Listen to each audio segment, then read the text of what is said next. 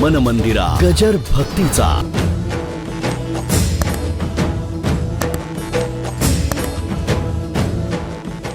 संसारिका करता राम चांगला आणि अध्यात्मा करता कृष्ण चांगला. माझं बोलणं कळलं का? हे दोन भाग आहेत त्याच्यात. आपला संसार उत्तम व्हायचा असेल तर राम लक्षात ठेवावा. कृष्ण हे अलौकिक आहे. कृष्णाकडे बघावं पण अनुकरण करायला जाऊ नये. माझं बोलणं कळलं का? कृष्णाला देव्हाऱ्यावर ठेवून पूजा करावी पण अनुकरण करायला जाऊ नये.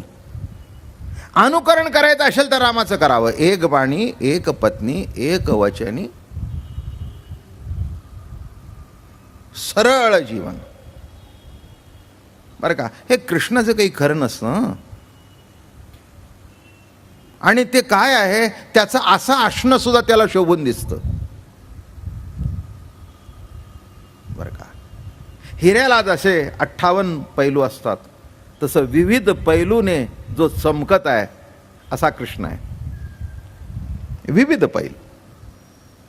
असं नाही की तो एका अंगाने चमकतो. ज्या ज्या क्षेत्रामध्ये जाईल तिथे तो चमकतो. राम हा मर्यादा पुरुषोत्तम आहे. आणि संसारिका करता मर्यादा असणं वैराग्य सांगतोय म्हणून राम सांगितला. मर्यादा.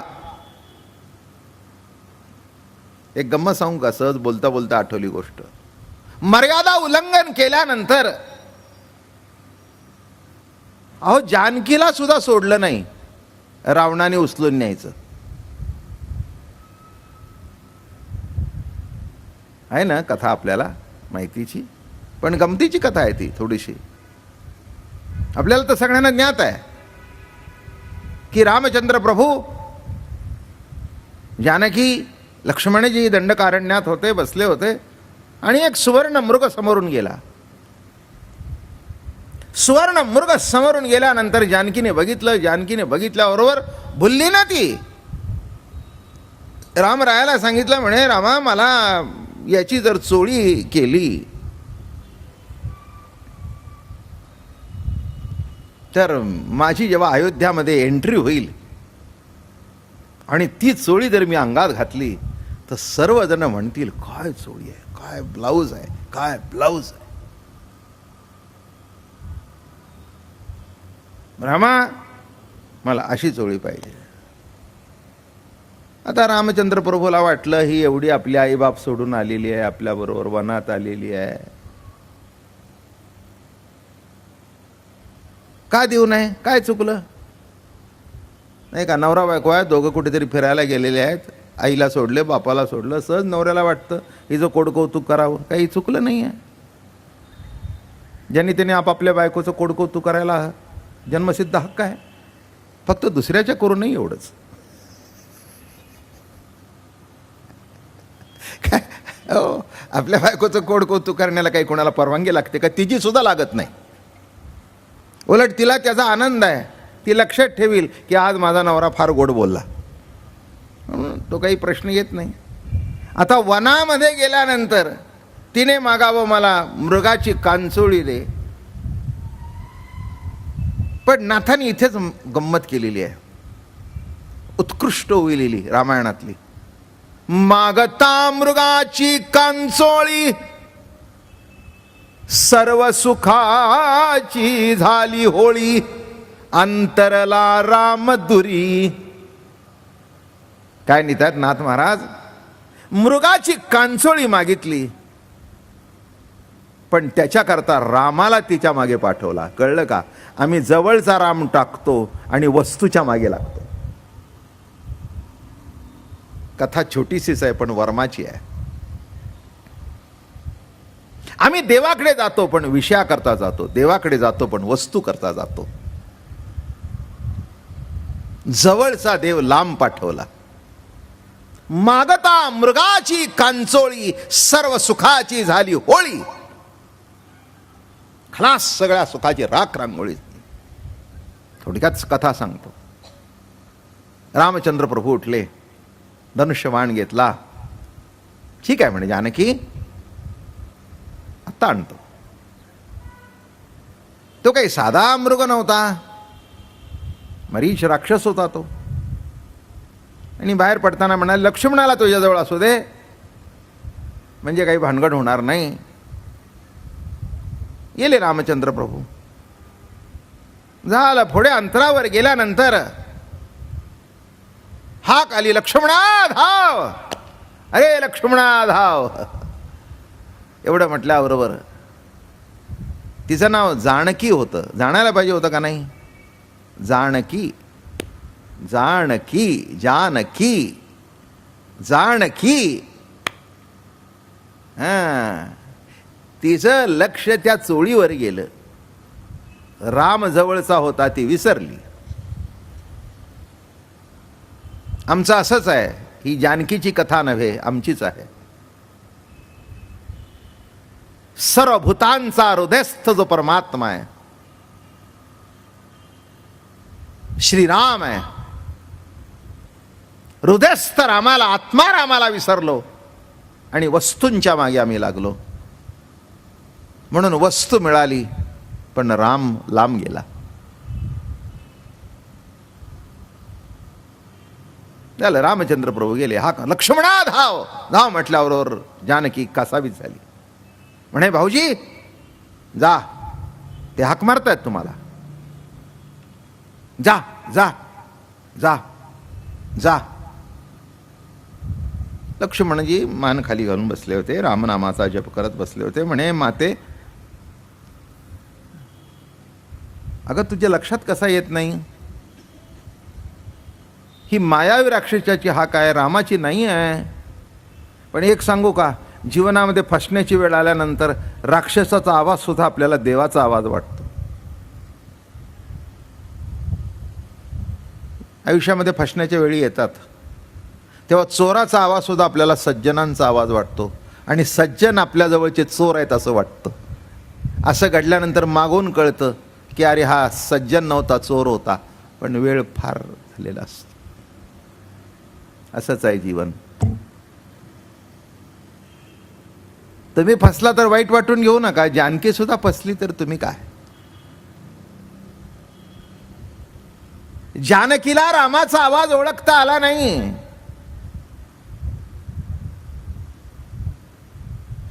त्याच्याकरता लक्ष्मण असावा लागतो जवळ.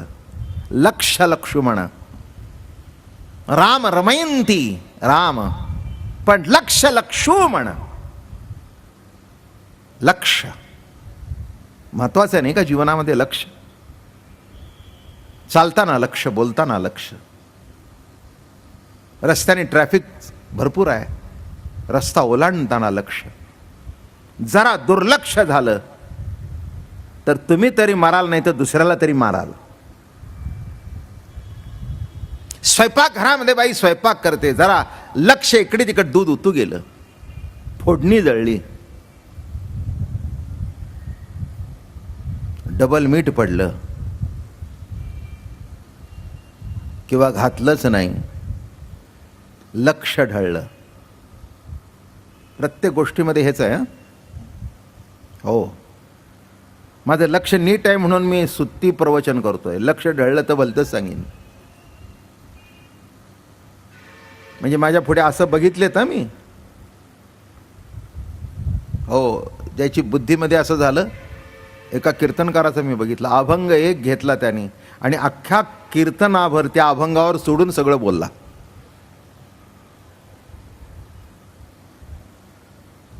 किंवा एखाद्या माणूस भाषणामध्ये सुद्धा इतकं विषयांतर करतो की शेवटी त्यालाच लक्षात येत नाही आपण काय बोलतोय आणि काय नाही.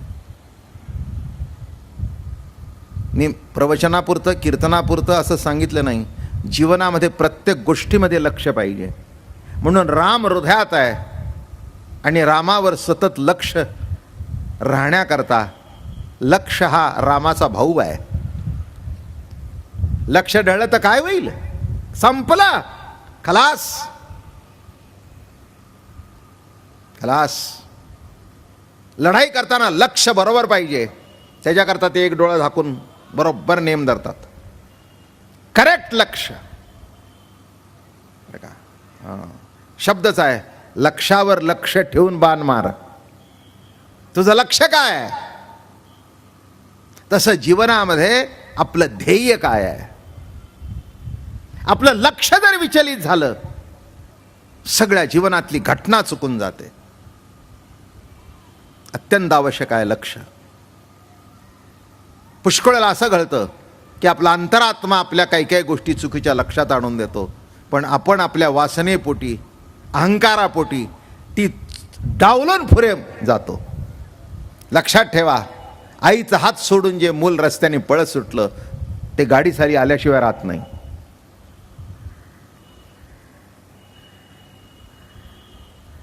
माझं शिक्षण इंग्रजी शाळेत झालं, कॉन्व्हेंटमध्ये झालं. तेव्हा ख्रिश्चन मुलं जी होती त्यांना ते बायबल वगैरे शिकवायला जायचं. आम्हाला ते काही शिकवत नव्हतं, काही प्रश्नच नव्हता, पण आम्हाला मॉरल्स म्हणून असायचं. आणि मला अजून आठवतं त्याच्यामध्ये एक प्रश्न होता, what is voice of conscience.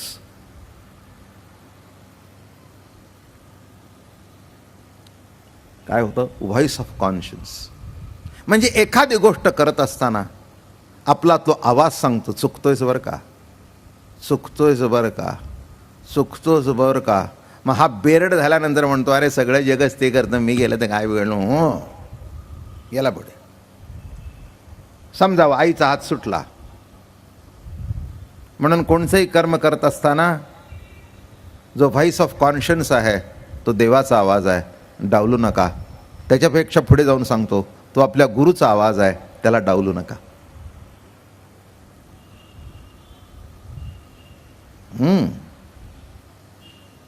काय ते डावललं की संपलं ना. नाही, पैसे खाणारे असतील, सध्या जीवनाचा तो एक अविभाज्य घटक झालेला आहे. कुणी त्याच्यातून बाहेर पडू शकत नाही. अवघड आहे बाहेर पडणं, इतकं सोपं नाही आहे. सगळी व्यवस्थाच, समाज व्यवस्था भ्रष्टाचार आधारित झाल्यानंतर जे घडायचं असतं तेच घडतं आहे. ते नाही म्हणण्याकरता सुद्धा पावर लागतंय. असं म्हणता का ते घेत असताना याचा आवाज सांगत नाही की हे चुकतंय म्हणून?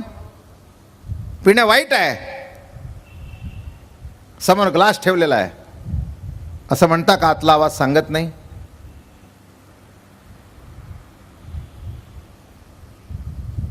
सांगत नसेल तर गुरु मेलेला आहे म्हणाल मी. पण आपलं जर मलेलं असेल तर गुरुचा आवाज सुद्धा ऐकायला येणार नाही.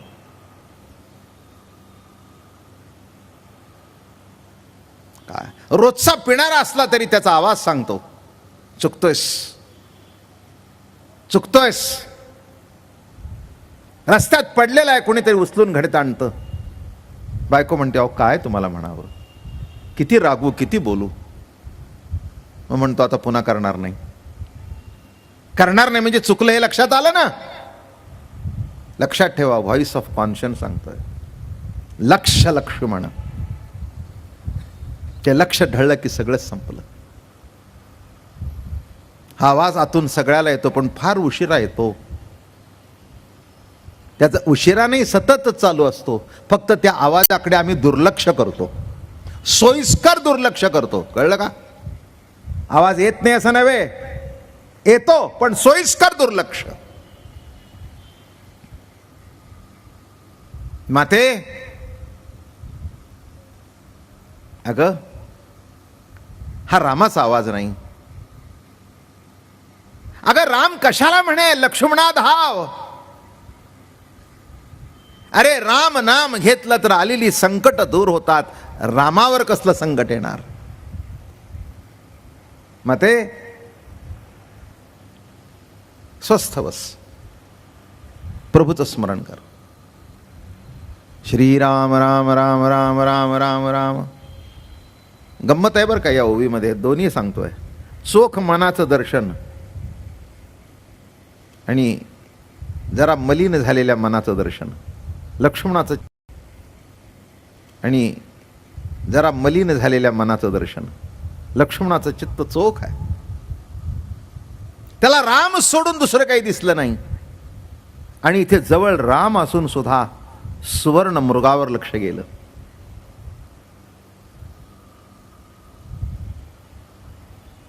झालं, पुन्हा हाक आली, अहो म्हणे भाऊजी काय बघा ते हाक मारतात. अरे म्हणे जानकी आई लक्षात घे म्हणे, तू का अशी बाळतेस? हा, नको त्या प्रलोभनाला का बळी पडतेस? नको तो आवाज का कानात घेतेस? तू कान बंद कर, फक्त रामाचा आवाज ऐक. तू तुझ्या अंतर्मनामध्ये डोकावून बघ, म्हणजे तुला कळेल जो आवाज येतोय तो रामाचा नाही आहे, तो मायावी राक्षसाचा आहे. गप्प बसली. तिसऱ्यांदा हाक आली, लक्ष्मणा धाव, अशी पेटून उठली आणि जे तोंड सोडलं तिने, माझ्या बरोबर आहेस, वैरी आहेस माझा तू, माझ्या रूपावर तुझं लक्ष आहे, वाढ बघतोयस तू की माझ्या पती जावा आणि माझा भोग तू घ्यावा. पुष्कळशी वाकड बोलली जानकी. लक्ष्मणाने कानात बोटं घातली, डोळ्याला धार लागली. म्हणे प्रभू एवढ्या करता तुझ्या बरोबर आलो का मी? तुझी सेवा घडावी. जानकीच्या चेहऱ्याकडे सुद्धा वर करून मी तोंड कधी बघितलं नाही. याला एक बारकीशी दुसरी गोष्ट जोडून सांगतो. जेव्हा तिला पळवून नेली, हे मागचं आहे त्याच्या पुढचं सांगतो, तेव्हा तिने सगळे दागिने टाकले होते, असे पायातले मासोळ्या, जोडवी, गळ्यातले हार, हे सगळं कानातलं टाकलं होतं. तेव्हा लक्ष्मणाला विचारलं हे कोणाचं आहे? ते म्हणले प्रभू पायातली जोडवी तिची आहेत, पायातले मासोळ्या जानकीचे आहेत, वरचा हार तुम्ही बघा, कारण मी असं वर कधी बघितलं नाही. माझं लक्ष फक्त जानकीच्या चरणावर होतं. तुझ्या चरणावर लक्ष आणि जानकीच्या चरणावर लक्ष. मी असं कधी वर बघितलंच नाही. तेव्हा तिच्या कानाकडे बघितलं नाही, तिच्या गळ्याकडे बघितलं नाही, तिच्या नाकात काय होतं हे बघितलं नाही. त्याची सगळी माहिती तुला आहे. फक्त पायातली मासोळ्या माझ्या ओळखीच्या आहेत, पायातली जोडवी माझ्या ओळखीची आहे. कळला का लक्ष्मण? आणि आरोप काय झाले? तू विकाराने माझ्याकडे बघतोयस. कानामध्ये बोटं घातली, कर तुला काय करायचं ते. निघाले आणि एक लक्ष्मण रेषा घातली. मी मर्यादा सांगतोय बरं का, नीट लक्षात घ्या प्रवचनाचा ओघ काय चाललाय तो. मर्यादा उल्लंघन करणं नामे भोग, उल्लंघन न करणं नामे भोग असला तरी तो भोग नाही, ती जीवनाची आवश्यकता आहे. अशी रेग मारली. मग ते एवढंच कर म्हणे, आता ही तरी उल्लंघन करून जाऊ नकोस. मोठ्या लोकांचं आपल्यावरचं लक्ष ढळलं की समजावं आपलं कुठेतरी वाईट होणार. एक अजून सांगू का दुसरं? साध्या लहान मुलावरचं लक्ष, आपल्या आईचं लक्ष लहान मुलावरचं ढळलं तर ते कुठेतरी पडतं. पडतं ना? अशी तुमची मुलं किती वेळा तरी पडली असतील, सगळ्यांचीच पडली असतील.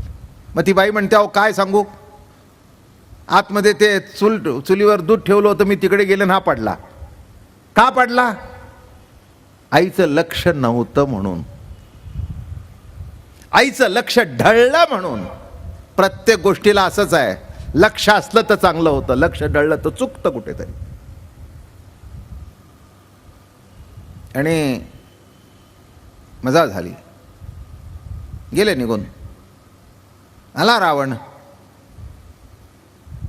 तो वाटच बघत होता. सज्जन जर बरोबर असतील तर दुर्जन जवळ येत नाहीत.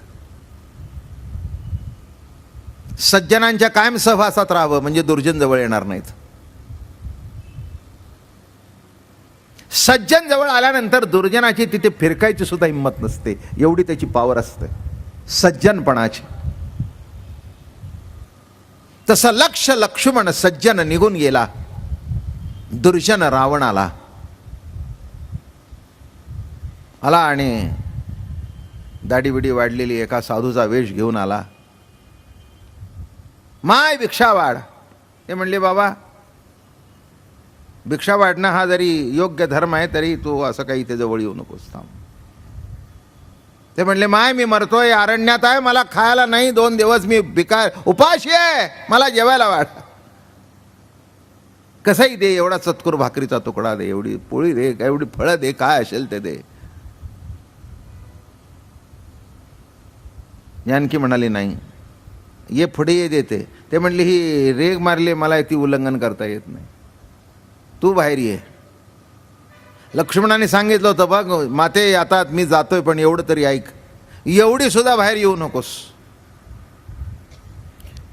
लक्षात घ्या मंडळी, आपलं जीवन एवढं जर लक्ष्मण रेषा उल्लंघन केली तर ते जीवन बर्बाद झाल्याशिवाय राहत नाही. ही मर्यादा आहे सगळी. चोख मानस, वैराग्य दवडिता पाठी लागे. वैराग्य धरावं लागत नाही, स्वयंस्फूर्तीतून काय सांगतोय तेवढंच लक्षात घ्या. असं म्हणू नका काय महाराज सांगतात, नाही इकडे तिकडे झालेलंच नाही, अगदी सहज, फक्त एक गोष्टीचं माध्यम आणि माझ्या आवडीची गोष्ट आहे. एक गोष्ट जर ऐकली तर आपल्याला कळेल काय मागावं काय नाही, आणि लक्ष कुठे असावं. पुष्कळ झालं जीवनाचं सार्थक. गडबड लोळू लागला, शेवटी अकांड तांडव केलं. जानकीने शेवटी भिक्षा टाकण्याकरता एक अंगठा बाहेर आला. तेवढाच बाहेर आला, रावणाने तिला उचलली आणि पळू लागला. मग ओरडू लागली, रामा भाऊजी, आता काय, आता काय, संपलं सगळं. नाथ महाराज सुंदर लिहितात, हे का घडलं. मागता मृगाची कांचोळी, सर्व सुखाची झाली होळी. एक साधी कांचोळी मागितली मृगाची, पण आयुष्याची होळी झाली. होळी झाली. मृगाची कांचोळी बाजूला काढा, ती मृगाची कांचोळी नाही आहे, एकच आहे, एक वस्तू आहे, एक विषय आहे. ते मागितलं तर सर्व सुख संपलं, आयुष्य संपलं. रावणाच्या राज्यामध्ये कैक महिने राहावं लागलं. जीवनामध्ये एवढाच प्रयत्न करावा की आमचा थोडा सुद्धा अंगठा बाहेर येऊ नये. पूर्वीच्या काळी आपल्या चामड्याच्या चप्पल असायच्या, त्याचं सोल सुद्धा चामड्याचं असायचं. आणि मग ती चप्पल कुठे ती तुटली फाटलेली असायची की नाही, ते एवढं टोक त्याचं बाहेर यायचं चप्पलीचं. त्या किती, जास्ती नाही, किती, एवढंच. आणि ते एवढं जे टोक आहे ना, ते पावसाळ्यात त्या एवढं आलेलं चामडं बाहेर, ते सबंध मागच्या बाजूला मॉडर्न आर्ट निघायचं. काय मागच्या बाजूला सबंध चिखल उडलेला, किती किती किती टोक बाहेर आलं, एवढंच. तो म्हटला जास्ती नावं, एवढंच बाहेर आलं तर रंगलं कसं. हेच तर सांगतोय मी, एवढं जरी धरलं, मर्यादा उल्लंघन घडली तर आयुष्य बर्बाद होऊन जातं. याचा अर्थ मी असं म्हणणार नाही की भोग नसावा.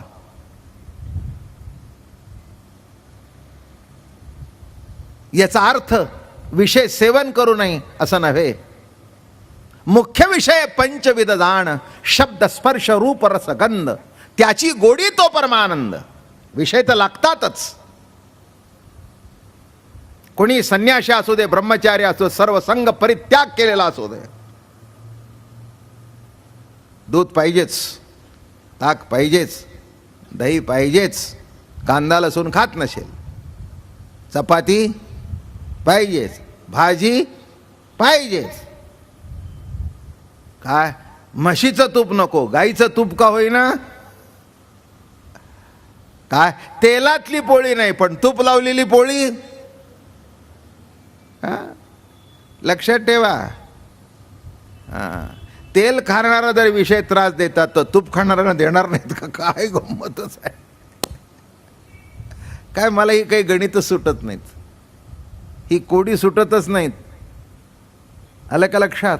म्हणून एकच महत्वाचं आहे, काहीही करायचं नाही असं नव्हे. जे करायचं ते मर्यादा उल्लंघन न करता केलं इथेच महाराज म्हणतायत, वैराग्य दवडिता पाठी लागे. नाथ वैराग्यशील होते, पत्नी होती, मुलं होती, पण मर्यादा उल्लंघन केली नाही. संत झाले, साधू झाले. नाही का? गोस्वामी तुलसीदासजी पत्नीमध्ये अडकले होते. माहिती आहे ना कथा? इतका पत्नीचा नाद होता त्यांना की नदीचं प्रेत सुद्धा त्यांना पलीकडे जाण्याकरता एक तराफा ठेवलाय असं वाटलं. बायको जे तिथे गेले तर एक सर्प लोंबत होता. त्यांना असं वाटलं त्या खिडकीला त्याने दोर बांधून ठेवलाय, तिला माहिती आहे मी येणार म्हणून. जास्ती लांबलचक सांगत नाही. शेवटी वर गेले, तिला जागृत केली, तिने बघितलं. म्हणे एवढ्या रात्री तुम्ही कशा आला? काय म्हणे, मलाच तुझी आठवण आहे असं नव्हे, तुला सुद्धा माझी आहे म्हणून तर म्हणे दोर बांधून ठेवलायस. बघितलं तर एवढा मोठा तो. म्हणली काय हो, काय हे? हां, कसला माझा नाद घेऊन बसला? हां, चावला असता तर काय झालं असतं? अगं म्हणाला नदीला ठेवलंस, तिथे बघितलं तर प्रेत होतं. रंगून सांगत नाही जास्ती. शेवटी ती म्हणाली, माझ्या नादी लागून तुम्हाला प्रेत दिसलं नाही, तराफा वाटला. माझ्या नादी लागून तुम्हाला सर्प वाटला नाही, दोरी वाटली. एवढा जर नाद रामाचा लागला तर संत व्हाल. त्याला जीवन पालटलं, जीवन पालटलं. आणि त्या दिवसापासून तुलसीदासजीने रामाचं स्मरण केलं आणि एक दिवस गोस्वामी तुलसीदासजी झाले. बायकोने काय सांगितलं? भोगाची मर्यादा सांगितली. लक्षात ठेवा, मी काही तुम्हाला सोडा म्हणत नाही. जे योग्य आहे ते खाल्लंच पाहिजे. भात खाल्लाच पाहिजे, भाकरी खाल्लीच पाहिजे, भाजी खाल्लीच पाहिजे. फक्त हत्या करू नये, हाच तर वारकरी संप्रदायाचा नियम आहे. बरं का? कुणाची हत्या करून आपण पोटात घालतो, चुकीचं आहे ना. आपल्याला जर कुणाला जीवदान देता येत नाही तर हत्या करून पोटात घालणं कुणी तुम्हाला अधिकार दिला? एका सेकंदाचं आयुष्य देता येतं कुणाला? तुम्हाला देता येतं? नाही देता येत. आजकाल तर त्याच्याबद्दल काही कोणाला असं वाटलंच नाही. मलाही बोलायचं नाही काही. तर का कोणाला त्याच्याबद्दल म्हणजे काही सोयीर सुचकच नाही. उलट कोणी खात नसेल तर माणसं त्याला चिडवतात, अगदीच असा कसा रे अजून तू. त्यांचंही काही चुकलं नाही. महिला मंडळ सुद्धा त्याच्यात आहे, क्षमा करा. पण कोणी आज मागे राहिलेले नाहीत. अगदी चवीने खात असतात. असो, कसेही वागा, काही खा, काही प्या, पण लक्षात ठेवा, मर्यादा उल्लंघन केले तर एक दिवस कुठे नाही कुठेतरी धोका आहे. मागता मृगाची कांचोळी ही सिस्टीम आहे. याला आवाज वाढवण्याची बटणं आहेत. ते म्हणले बाबा महाराज आले म्हणून सगळ्यातला मोठा आवाज करतो. काय होईल? काय होईल? मलाही बोलताना बरं वाटणार नाही, तुम्हालाही ऐकताना. ते म्हणाला जरा आवाज कमी कर ना. मी म्हटलं, तो म्हणालाय की बाबा महाराजा करता फुल ठेवणार आहे, फुल. अरे कशाचा फुल? काय त्याचं सुद्धा कंट्रोल सिस्टीम आहे. कंट्रोल सिस्टीम किती शब्द चांगला आहे. म्हणजे बटणं आहेत, पण त्या बटणावर सगळा कंट्रोल आहे. तसं मन आहे, पण मनाचा व्हॉल्यूम किती वाढवावा, त्याची सिस्टीम किती मोठी करावी. लक्षात ठेवा, हे ज्याच्या त्या बटनाला कळत नाही, हे ज्याच्या हातात बटन आहे त्याला कळावं लागतं. उद्या याने जर फुल व्हॉल्यूम केला तर त्या काय बटना काय तक्रार करणार आहे का? नाही. पण तो किंवा मी प्रवचन करतोय, मला माहिती आहे आवाज किती, मला माहिती आहे त्याच्यावर कंट्रोल किती पाहिजे. तसं मन आहे, पण त्या मनावर कंट्रोल ठेवणं हीच परमार्थिक साधना, हीच उपासना. निझलिया ते उपासी वैराग्यसी. म्हणून वैराग्य म्हणजे लगेच सर्व सोडून उद्यापासून बाबा महाराजांच्या मागे लागणं नव्हे. सर्व सोडून डोंगरावर जाऊन बसणं नव्हे. काही सोडू नका, पुढचं सांगतो, पण काही धरूही नका. जेवढं पाहिजे तेवढंच धरा. अख्खी भाकरी ताटात जरी वाढली तरी भाकरी तोंडात कोंबू नका, एक एक घास करून खा. काय एकाने ती घेतली ना असं खाऊ लागला. ते म्हणले काय आचरटपणा, काही काही खाण्याची पद्धत आहे का? तुम्हाला काय करायचं? म्हणलं माझ्या ताटात वाढली आहे ना, तुमच्या ताटातली घेतली नाही ना. ते म्हणले माझ्या ताटातली घेतली नाही, पण ही खाण्याची पद्धत नव्हे, मर्यादा नाही. एक एक घास खा, नीट खा, चावला जाईल, पचन होईल. हे कोंबलं तर कुठेतरी तोटरा बसेल, नळिकेमध्ये जाऊन बसलं तर मरशील. तुलाच घास खायचा आहे, पण योग्य तोडून खा. श्री गौरदेव हरिविठ्ठल, श्री ज्ञानदेव तुकाराम, विठ्ठला विठ्ठला विठ्ठला विठ्ठला विठ्ठला विठ्ठला विठ्ठला विठ्ठला. पुंडलिकावरदे हरिविठ्ठल. मन मंदिरा गजर भक्तीचा.